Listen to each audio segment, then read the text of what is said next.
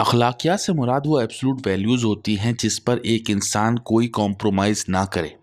एक इंसान अपनी ज़िंदगी में जिस चीज़ की नशोनुमा करना चाहता है, तो उसकी नशोनुमा के लिए जो चीज़ दरकार होती है वो अखलाकियात बन जाती है।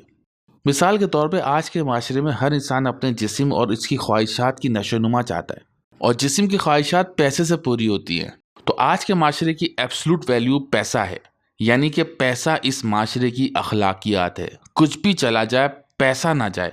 कुरान की तालीमात बताती हैं कि ज़िंदगी इस जिस्म का नाम नहीं, बल्कि इस जिस्म के अंदर अल्लाह ने एक रूह फूंकी है। अगर इस रूह की इंसान नशोनुमा कर जाए तो जिस्मानी मौत के बाद हमारी रूह जिंदगी का अगला मकाम पा सकती है, यानी जन्नत की जिंदगी पा सकती है। और इस रूह की खुराक सिफात खुदावंदी है। तो जिस माशरे में लोग खुदी की नशोनुमा, अपनी ज़ात की नशोनुमा करना चाहेंगे, वहाँ सिफात खुदावंदी अखलाकियात बन जाएगी।